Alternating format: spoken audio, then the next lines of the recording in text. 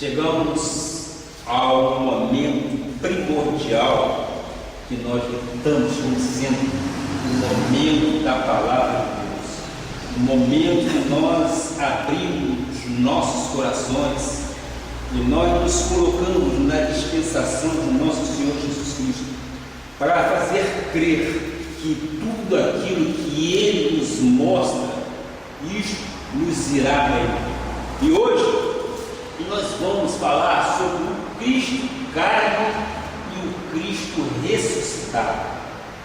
Nós temos que entender, compreender o que é o Cristo na carne e Ele depois ressuscitado. E o texto básico encontra-se em Mateus 16, versículos 13 ao 18. Enquanto vocês abrem vossas Bíblias, eu quero mais uma vez agradecer a Deus pelo privilégio que Ele me concede de estar sobre este altar santo para pregar a graça de nosso Senhor Jesus Cristo. Quero sim agradecer aos internautas que nos assistem através do nosso site e quero convidá-los, se caso você mora perto do Jardim Atlântico, nós te convidamos para que você esteja aqui na Igreja Evangélica Cristo Vivo, aqui na Avenida Atlântica 215, loja 05, bem pertinho de você. Agora nós vamos falar sobre o Cristo carne e o Cristo ressuscitado. Como eu disse, o texto se encontra em Mateus 16, 13 a 18. Vamos ver exatamente o que se passa, ou o que se passou naquela ocasião. Indo Jesus para os lados de Cesareia de Filipe, perguntou a seus discípulos: quem diz o povo ser o Filho do Homem? E eles responderam: uns dizem João Batista, outros Elias e outros Jeremias ou algum dos profetas. Mas vós, continuou ele, quem dizeis que eu sou? Respondendo Simão Pedro, disse: tu és o Cristo, o Filho do Deus vivo. Então Jesus lhe afirmou: bem-aventurado és, Simão Bar-Jonas, porque não foi carne e sangue que tu revelaram, mas o meu Pai que estás no céu. Amém? Versículo 18. Não tem? Também eu te digo: tu és Pedro, e sobre esta pedra edificarei a minha igreja, e as portas do inferno não prevalecerão contra ela. Oremos ao nosso Senhor Jesus Cristo. Pai amado e Pai bendito, já cantamos louvores a Ti, meu Pai, já batemos palma, já prestamos um culto de sacrifício vivo a Ti, Pai, e aqui nós já trouxemos nossos dízimos e ofertas, Pai, porque nós estamos em cumprimento da Tua palavra.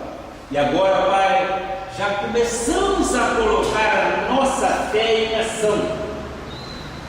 Pai, neste momento eu quero levar o meu pensamento cativo à Tua obediência, Pai.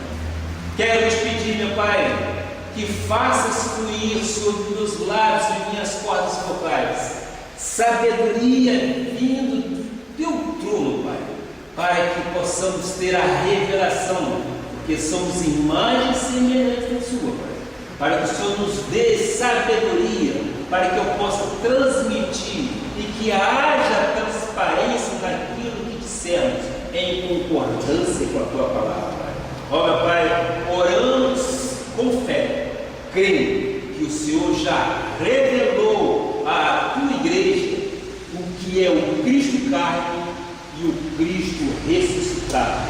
Em nome de Jesus e por todo o povo de Deus diga amém, amém e amém. Meus filhinhos, na fé, meus irmãos queridos, ovelhas do rebanho de Cristo, aqueles que Deus selou para o dia da redenção. Vocês são mais do que vencedores em Cristo Jesus.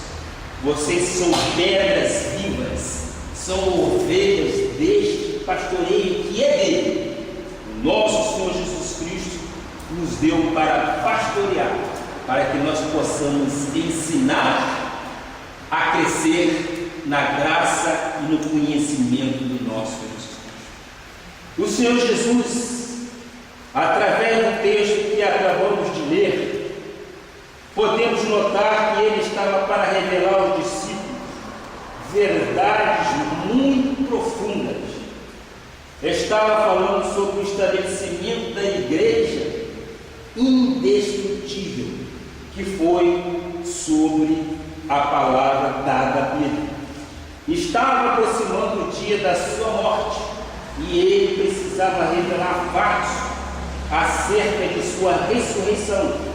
Ele diz a Pedro para conhecer o que vai acontecer dentro da cronologia do tempo. Ele estava ali para cumprir aquilo que o Pai determinou, mas ele sabia que era chegada a sua hora, e era preciso então que você conheça com profundidade este assunto, para que nós possamos sim entender o que é o Cristo na carne e que é o Cristo ressuscitado. Jesus perguntou: o que as pessoas dizem a meu respeito? Umas pessoas dizem que tu és João Batista. Eles achavam que Jesus poderia ser a continuidade da lei, ou então Elias, o profeta maior da Bíblia, que foi arrebatado em carruagem de fogo. Eles acreditavam que ele poderia ser Jeremias, o profeta mais combatido e mais desprezado.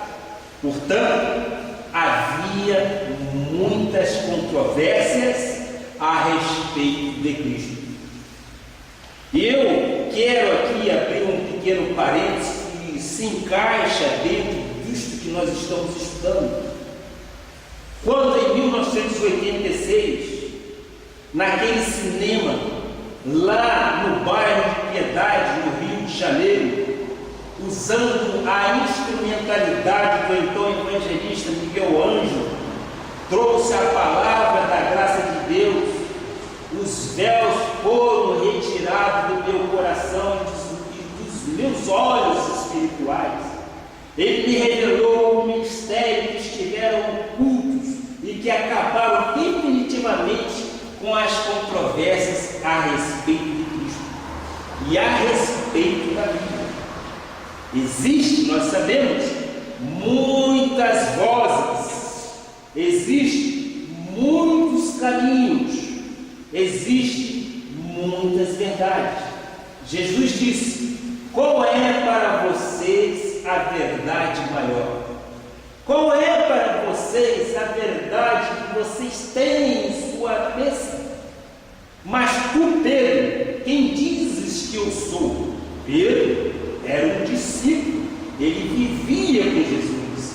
E Pedro disse: você é verdadeiramente o Filho de Deus. Tu és realmente Deus. Então Jesus disse: bem-aventurado é a pessoa que tem um conhecimento perfeito de quem eu sou, porque isto não foi carne nem sangue que tu revelou, mas foi o meu Pai.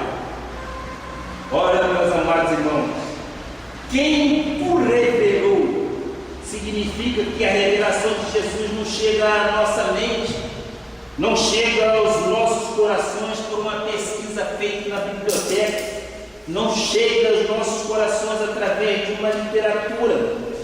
A revelação de Jesus não vem pelo saber humano. A revelação de Jesus vem por inspiração profética ao coração dos eleitos e predestinados do Senhor Jesus Cristo. Eu, como bispo, pastor que sou um instrumento que ouve a voz de Deus e sou um canal de fazer fluir as ovelhas do Senhor Jesus Cristo. Porque o saber humano não traz esse conhecimento, mas quando nós nos colocamos na dispensação de nosso Senhor Jesus Cristo, nós cremos que aí sim há revelação. Nós estamos estudando a revelação destas verdades, porque nós precisamos aprofundar neste assunto. Poucas são as pessoas, poucas são as denominações que conhecem Jesus ressuscitado. Normalmente, o que é mostrado é o Jesus de Nazaré, o Jesus da Via Cruz, o Jesus apanhando, o Jesus sendo cuspido, o Jesus da coroa de espinhos sobre a sua cabeça. Ora, esse Jesus nós conhecíamos no passado, mas esse ministério nos tem revelado que nós temos que viver em Jesus ressuscitado. Jesus viveu durante 33 anos nesta terra e ele teve 3 anos de ministério. Então, o tempo passou e Paulo disse em 2 Coríntios 5, versículo 16, vamos lá, 2 Coríntios 5, 16: assim que nós daqui por diante a ninguém conhecemos segundo a carne, e se antes conhecemos Cristo segundo a carne, já agora não o conhecemos deste modo, amém? Aqui está bem claro a posição do crente em graça. Assim que nós daqui por diante a ninguém conhecemos segundo a carne, ou seja, o passado, o velho pacto, a lei do Cristo que viveu entre nós agora devemos conhecê-lo como sendo Cristo ressuscitado. O que este versículo diz é que existe algo muito mais profundo. Não é o Cristo da Via Cruz, não é o Cristo no tribunal, não é o Cristo ensanguentado, não é o Cristo chicoteado. Realmente é algo muito mais profundo do que ficar com o ministério dos dias da carne de Jesus. Eu dou repetidas vezes esse testemunho e eu dou graças a Deus porque eu dou esse testemunho. Durante muitos anos da minha vida, eu não conhecia com profundidade o nosso Senhor Jesus. E cheguei ao ponto de dizer que eu não ia ler mais a Bíblia. Por quê? Porque havia controvérsia em meu pensamento. E eu dizia: como posso entender se no Velho Testamento diz algo que é contradito no Novo Testamento? Eu conhecia a respeito dele, Jesus, mas não tinha esta intimidade que nós temos. Mas, graças a Deus, eu louvo a Deus por isso tudo. É Ele quem faz o querer e é Ele quem faz o realizar. Em 1986, deixou de existir, sim, a polêmica no meu pensamento. O véu se rasgou de alto a baixo e eu tive um entendimento espiritual tão claro, dado pelo Espírito Santo de Deus, que a partir daquele momento não houve mais controvérsia. Então, o que eu quero dizer? Nós somos predestinados do Senhor. Nós somos eleitos pelo Senhor Jesus Cristo. Nós não somos judeus. Nós não temos sangue de israelitas correndo em nossas veias. Mas, por um privilégio, de uma forma tão graciosa, Nós fomos escolhidos, nós somos gentios. E nós, quando ouvimos a palavra da graça de Deus, quando nós somos escolhidos por Deus, basta uma só palavra. Aí, a partir daquele momento, não haverá uma sombra de dúvida em nossos pensamentos, conforme aconteceu comigo. Eu, filho de pastor, vivia anos na igreja batista, mas não tinha conhecimento dado pelo Espírito. E a Bíblia, quando não lida das 14 epístolas e retornando à Gênesis, você tem uma ligeira confusão. Ora, por quê? Porque o Velho Testamento, ele contradiz muitas das vezes com o Novo Testamento. Mas o que você precisa saber é saber que houve um novo pacto, houve uma nova aliança. O velho pacto, a velha aliança, a velha lei caducou. Se ela caducou, nós temos que entender que nós vivemos então por fé e nós cremos no Cristo ressuscitado. Voltando então em Romanos 8, versículo 17, o que diz?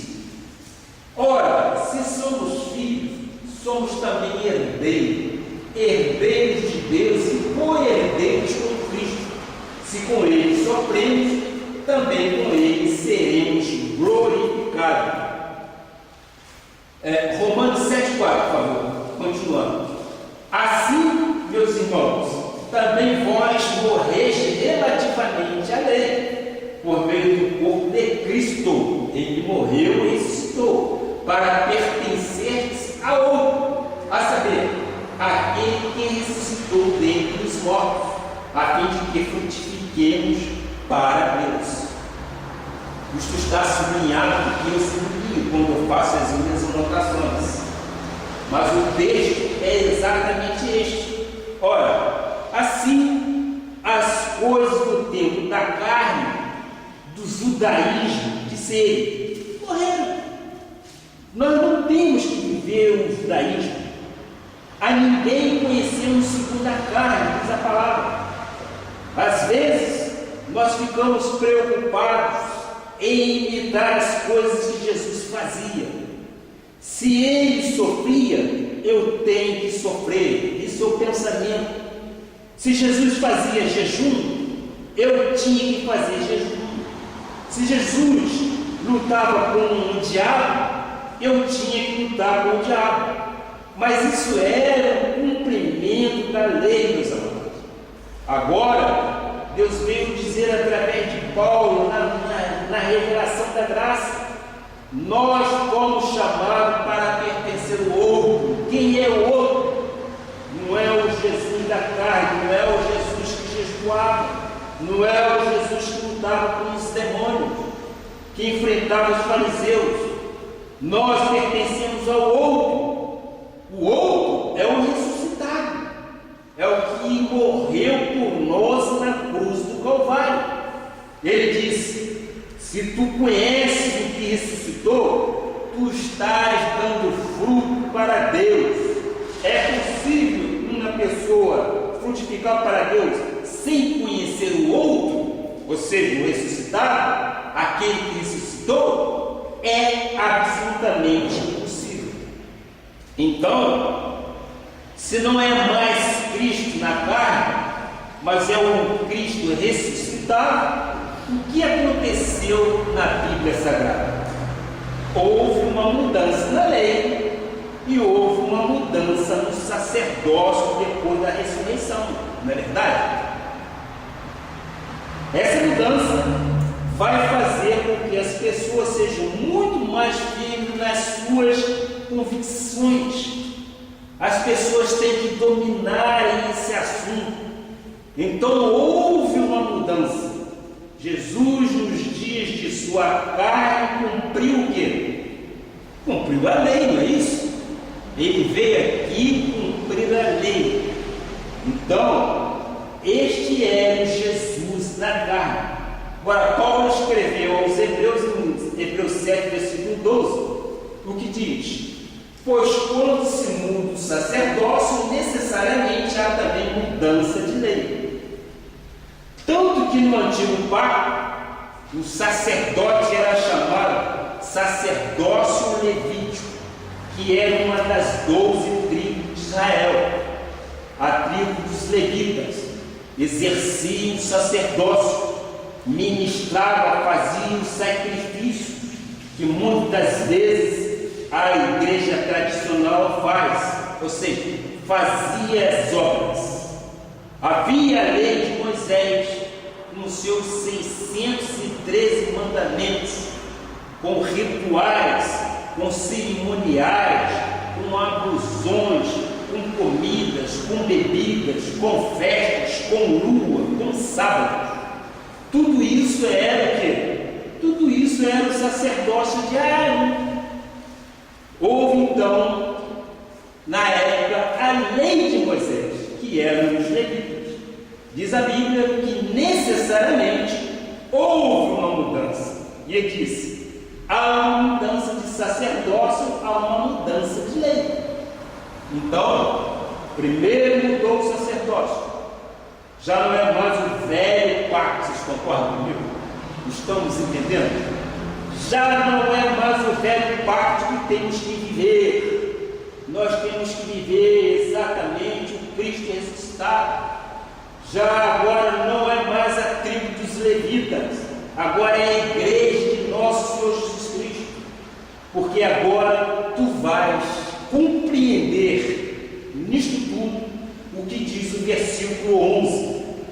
Vamos ver. Se, portanto, a perfeição houver assim mediante o sacerdócio levítico, pois nele baseado o povo recebeu a lei, que necessidade haveria ainda de que se levantasse outro sacerdote, segundo a ordem de Melquisedeque, e que não fosse contado segundo a ordem de Arão.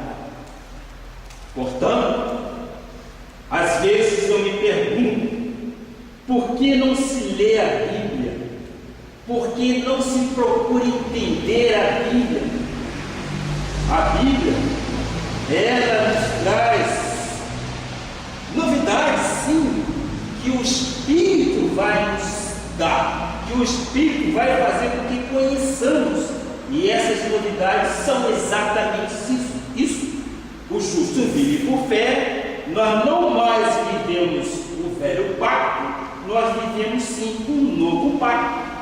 Nós não mais somos levitas, somos sacerdotes reais, nós somos nação santa, nós somos povo de exclusividade de nosso Pai.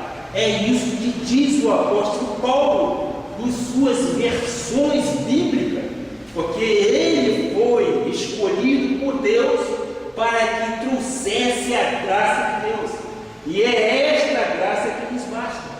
Versículo 13 e 14, que diz: porque aquele de quem são ditas estas coisas pertence a outra tribo, da qual ninguém prestou serviço ao altar, pois é evidente que o nosso Senhor procedeu de Judá, da tribo de Judá, a qual Moisés nunca atribuiu os sacerdotes. Amém?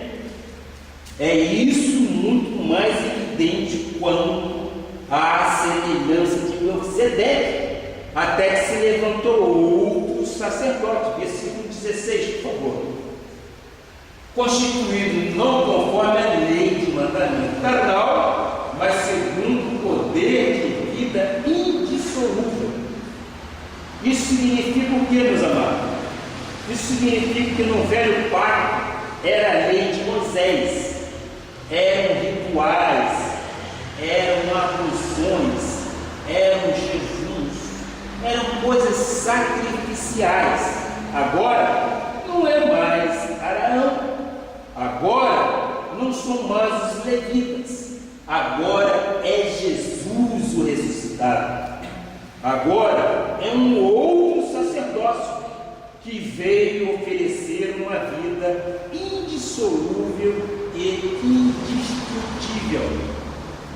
Uma vez que tu conheces Jesus, uma vez que rompes com a lei, uma vez que você rompa com os levitas, Moisés, há um novo sacerdócio e há uma nova lei. Agora não é mais por obras, agora não é mais por sacrifício, agora é por fé. Hebreus 3, versículo 1. Por isso, santos irmãos, que participais da vocação celestial, considerai atentamente o apóstolo e sumo sacerdote da nossa confissão, Jesus. Quero dizer que o sacerdote agora não é mais de Moisés nem de Arão, não é verdade? Agora não é mais a lei, estamos certos?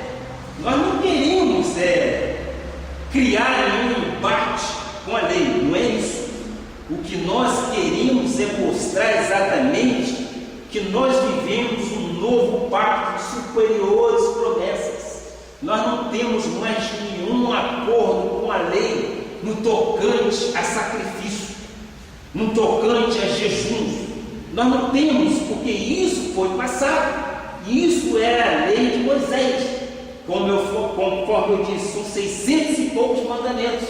Se você deixasse de cumprir uma daqueles mandamentos, você seria dito maldito. Ora, se a lei passou, se ela foi revogada, eu agora quero trazer para o direito.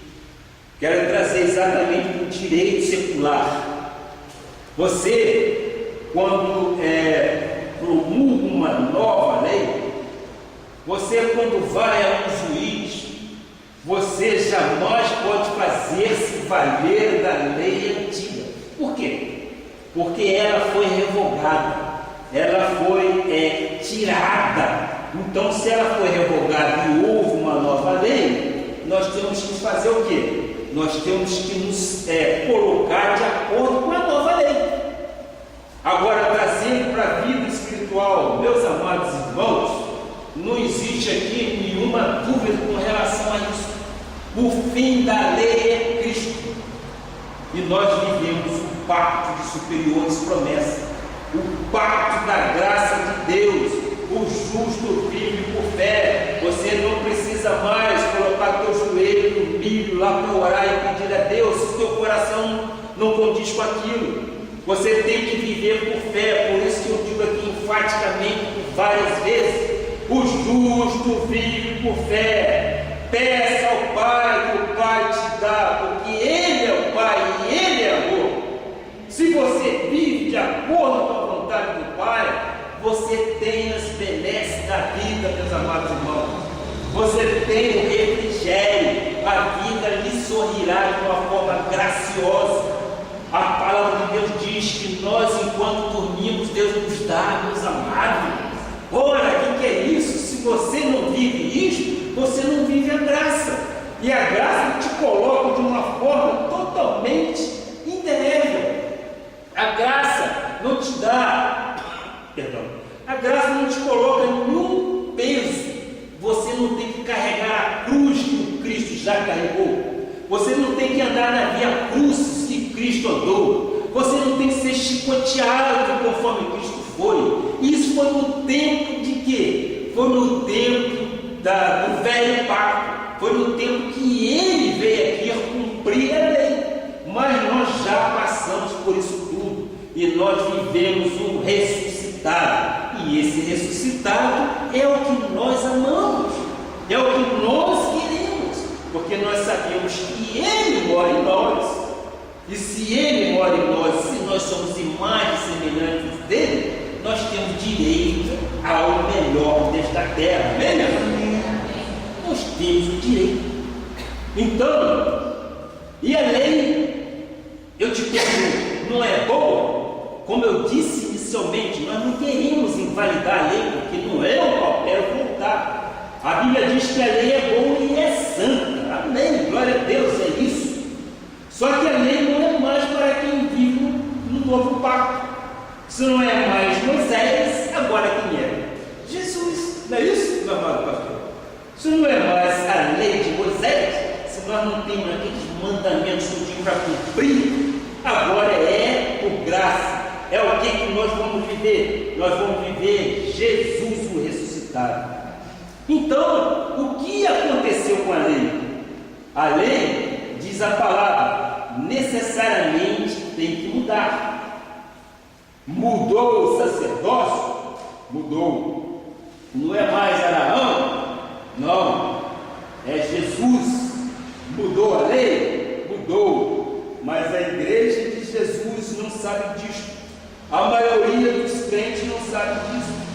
A maioria das igrejas diz que Jesus é o Senhor, mas fazem as coisas que Moisés e Arão faziam. Nós não queremos invalidar, mas nós não vivemos o pacto, o velho pacto. Nós não mais vivemos Moisés, nem Arão. Nós vivemos o Jesus ressuscitado. Então, onde está a diferença da lei para a graça de nosso Senhor Jesus? É uma pergunta muito interessante. Nós vamos ver isso, o que ocorreu. Vamos ver em Romanos 8, versículo 2. É muito simples. Por que não ler a Bíblia de uma forma espiritual? Se nós lermos de uma forma espiritual, nós vamos encontrar resposta para todas as nossas perguntas. Então, aqui diz Romanos 8,2: porque a lei do Espírito da vida em Cristo Jesus te livrou da lei do pecado e da morte. Isto é muito importante. Portanto, nós podemos ver que no novo sacerdócio, a nova lei, ela te livrou exatamente da lei do pecado e da morte. A lei a que nós nos reportamos atualmente dá ênfase aqui ao pecado. A alma que pecar, esta morrerá. A ênfase da lei era o pecado. Agora, Paulo diz em Romanos 7,7: que diremos, pois? É a lei pecado? De modo nenhum. Mas eu não teria conhecido o pecado senão por intermédio da lei. Pois não teria eu conhecido a cobiça se a lei não disser: não cobiçarás. Você vê que a lei serviu. A lei foi um instrumento, por que não dizer? A lei foi um águia. A lei foi sim um guia. Mas isso tudo já passou. Então, a lei de Moisés vinha dar ênfase à vida. A vida do quê? Ao pecado, à carne do homem, ao velho pacto. Agora nós temos a lei do Espírito e da vida. A lei do Espírito dá ênfase a quê? Dá ênfase exatamente à vida. Então, houve uma mudança necessária e decisiva e muito importante. Mudou o sacerdócio, mudou a lei. Mas se uma pessoa diz que pode-se perder os dons e as chamadas, que o Espírito sai, que o chamado acaba, que o crente vai para o inferno, que diz isto é porque não conhece o que diz a palavra de Deus. Em Romanos 11:29 diz exatamente isso: porque os dons e a vocação de Deus são irrevogáveis. Olha, isso ninguém tira, meus irmãos. Os dons e a vocação chamada, em outras expressões, de Deus são irrevogáveis. O que Deus nos deu, ninguém pode revogar, ninguém pode tirar, ninguém pode extirpar isso de nós, porque uma vez dado, é dado para sempre. Isso não se revoga, nem o próprio Deus revoga. Por quê? Porque Ele é Deus e Ele é soberano para nós.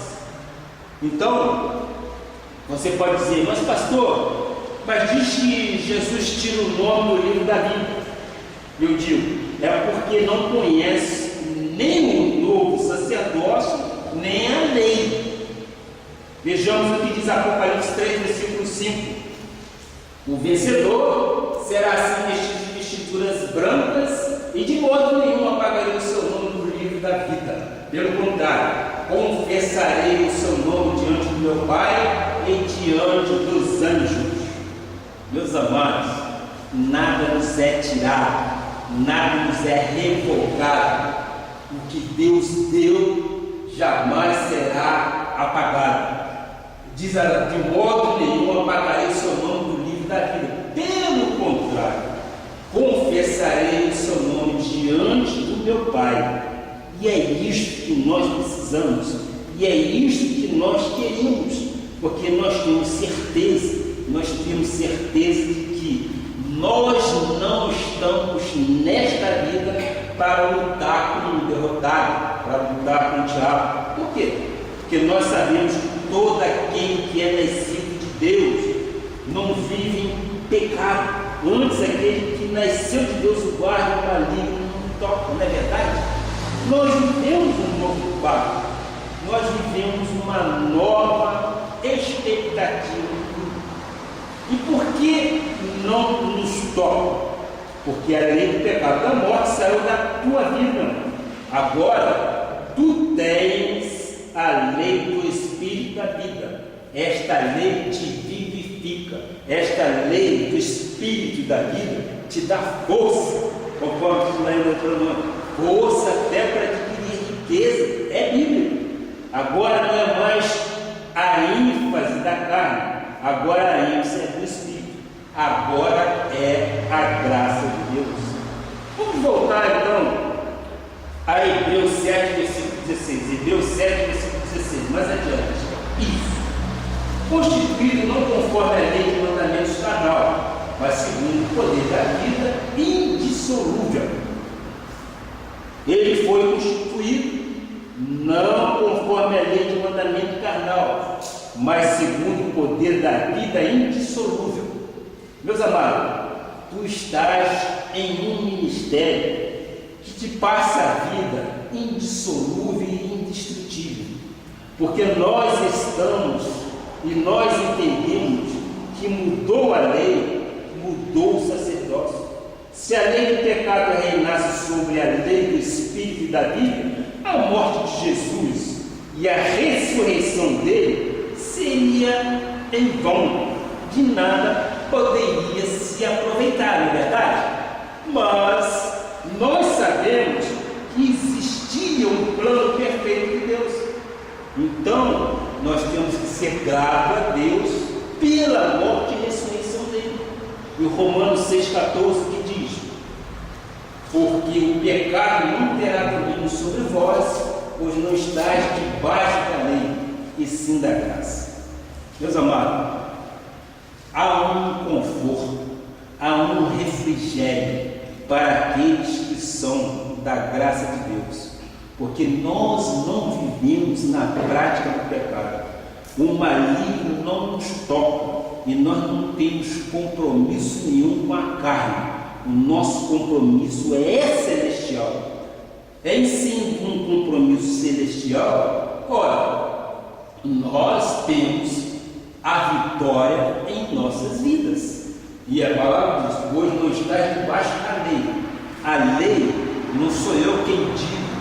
A lei é maldição, meus amados. Se eu disser isso dentro de uma igreja tradicional, está arriscado a apanhar. Mas o que diz a Bíblia é exatamente isso. A lei, quem está debaixo da lei, está debaixo de maldição. Nós vamos ver. Gálatas 3,10, por favor. Todos quantos, pois, são das obras da lei, estão debaixo de maldição. Eu te pergunto, pastor, sou eu quem diz isso ou é a Bíblia? Não, isso é Bíblia. Amém. Não sou eu. O que nós somos é protestante, protestar. Nós temos que protestar contra aquilo que é dito e malversados nos altares da igreja. A Bíblia diz, através de Paulo, quando escreveu ao Gálatas: todos quantos, não sou eu, pois são das obras da lei, estão debaixo de maldição, porque está escrito: maldito todo aquele que não permanece em todas as coisas escritas no livro da lei, para praticá-las. Lógico, disse eu, são 600 e poucos mandamentos. A lei não serviu, a lei caiu em caducidade. Agora, isso já é um plano perfeito de Deus. E nós, graças a Deus, vivemos por fé, nós vivemos o Evangelho da graça de Deus, um Evangelho que nos traz vitórias, que nos traz prazer. E eu posso dizer, inclusive, o seguinte: eu me considero, nós nos consideramos crentes felizes, crentes macários, crentes benditos, crentes totalmente livres do peso do pecado da morte. Por isso, a graça de Deus nos coloca dessa forma. Mas, pastor, eu vivo tudo da graça de Deus, mas também guardo um óleo em casa. De vez em quando eu passo na cabeça, às vezes até para dar um brilho melhor no cabelo, não é isso? Tu estás infringindo um mandamento, e fazendo isso infringe todos. Por que a igreja dali da esquina tem a chamada corrente de não sei quantos dias? E muitas das vezes você não vai por um motivo ou outro àquela reunião, você perdeu tudo, tem que fazer tudo de novo. Quer dizer, você fica numa ciranda que não existe. Isso é o quê? São coisas humanas, são coisas da carne. Isso não é de Deus. A lei acabou e nós não vivemos debaixo de maldição. Aí eu te pergunto, tu sabes o que é maldição? É doença, é pobreza, é miséria.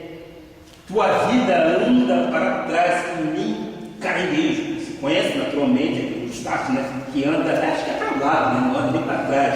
Eles andam para o lado. Ora, nós não queremos andar para o lado. Nós vamos andar sempre olhando para frente. O rumo nosso é norte. Nós olhamos ali, o autor e consumador da nossa fé. Por que quem vocês dizem que eu sou? Disse Jesus. Uns dizem que é um pouco de jejum, outros dizem que você luta com um demônio, outros dizem outras coisas. Mas tu, Pedro, que andas comigo, tu que estás na igreja, quem é Jesus para ti? Agora estás sabendo, mudou o sacerdócio, mudou a lei. Não é mais Arão, não são mais os princípios judaicos, agora é a graça de Deus. Não são mais os levitas, ou aqueles que são da tribo de Levi, dos levíticos. Agora é graça de Deus. E quem está na graça e pratica obras? Alguns, às vezes, fazem isso. E eu vou mostrar que está debaixo de maldição. Ou a pessoa está no novo pacto, ou ela está em adultério espiritual. Estará debaixo, evidentemente, de maldição. Estão casados com o outro, ou seja, da lei, não com o que ressuscitou, diz a palavra de Romanos. O que ressuscitou nos dá uma vida indissolúvel e indestrutível. Por isso é que Paulo, quando esteve com Pedro, teve que repreendê-lo. Vamos ver isso em Gálatas 2, versículo 11. Ele disse: quando, porém, Cefas veio a Antioquia, resisti-lhe face a face, porque se tornara repreensível. Pedro, ele curava com a sombra, com a sua sombra. Pedro, que andou sobre as águas, mas afundou. Pedro, que andava ao lado de Jesus. Pedro, que participou da ceia, não vivia corretamente. Por isso Paulo repreendeu. A palavra do Senhor diz no versículo 14, por favor: quando porém vi que não procediam corretamente segundo a verdade do Evangelho da graça de Deus, lógico, disse a Cefas na presença de todos: sendo tu judeu, vives como gentio e não como judeu, por que obrigas os gentios a viverem como judeus? É aquilo que eu disse inicialmente. Nós não somos judeus, não temos sempre israelitas. Nós somos gentios, E nós somos agraciados por Deus com esta graça, com este beneplácito. Foi Deus que nos escolheu. Nós somos eleitos, predestinados por Deus. Nós somos imagem e semelhança do nosso Senhor Jesus Cristo. Então, meus amados, nós entendemos que a graça de Deus é a revelação, que é a vida do Espírito na nossa vida. Por isso, quem tem essa revelação pode dizer, como disse Paulo aos Romanos 8, versículo 38 e 39. Vamos ver exatamente o que disse Paulo, porque eu estou bem certo de que nem a morte. Todos vocês conhecem bem esse versículo? Nem a vida, nem os anjos, nem os principados, nem as coisas do presente, nem do porvir, nem os poderes, nem a altura, nem a profundidade, nem qualquer outra criatura poderá separar-nos do amor de Deus que está em Cristo Jesus, nosso Senhor. Amém? Tu estás bem certo disto, meu amado? Só quem saiu do velho pacto para o novo, do novo sacerdócio, é que vive exatamente estes benefícios que a graça nos dá. Hebreus 7,17 diz: porquanto se testifica, tu és sacerdote para sempre, segundo a ordem de Melquisedeque. Então, o outro sacerdócio terminou. Agora vem Jesus, que é para sempre da ordem de Melquisedeque, ou seja, Melquisedeque reinava. Lembremos que Abraão, depois que venceu uma guerra, pegou os despojos e dizimou para Melquisedeque, rei de Salém, mas ele reinava quando ainda não havia a lei de Moisés. A lei veio por causa do pecado. Romanos 8, versículo 33. Quem intentará acusação contra os eleitos de Deus? É Deus que nos justifica. Quem intentará acusação contra nós que somos eleitos de Deus? É Deus que nos justifica. Portanto, meu amado, ninguém pode te acusar. A lei do Espírito e da vida te livrou da lei do pecado e da morte. Eu quero repetir: mudou o sacerdócio, mudou a lei. Já não somos nós, já não mais vivemos no pacto da lei, nós vivemos sim no pacto da graça. Então, o que nós temos que fazer é simplesmente deixar Deus agir em nossas vidas. E eu posso perguntar: o nosso Deus, que segundo a sua riqueza em glória, que já supriu as nossas necessidades todinho, nós temos condições de viver em maldição? De modo algum, meus amados, de modo algum, porque o justo vive por fé. E se é por fé que nós vivemos plenamente a graça de Deus, e essa graça é que nos basta. Eu queria chegar ao versículo, a Hebreus 10, versículo 14, lá na frente, né? Hebreus 10, versículo 14.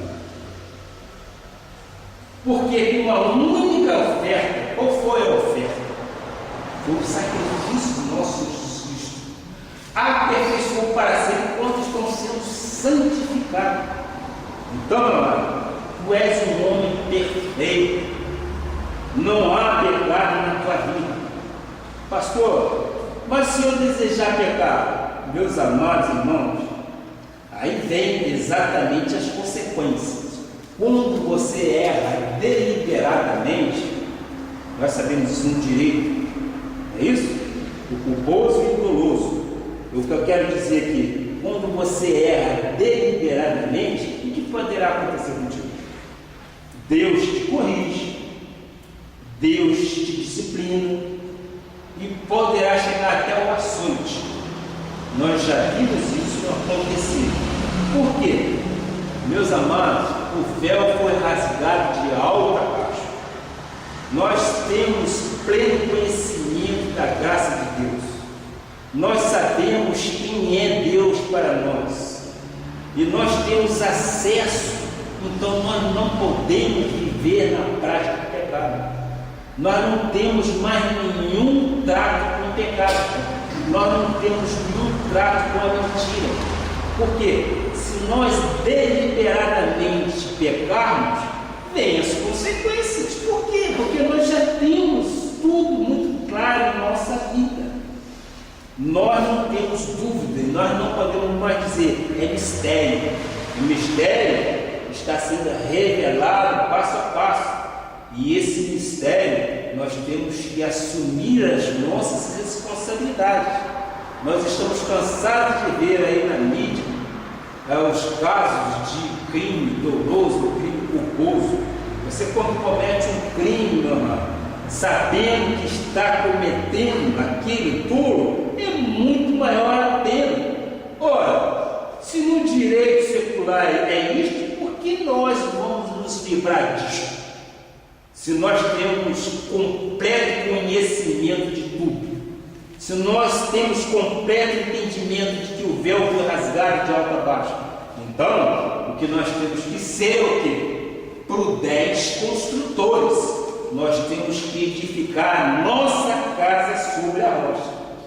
Portanto, meus amados, o nosso ministério prega que houve uma mudança de sacerdócio e de lei. Isto é profético, isto é indissolúvel, é o chamado que eu tenho para revelar estas verdades ao coração dos aflitos.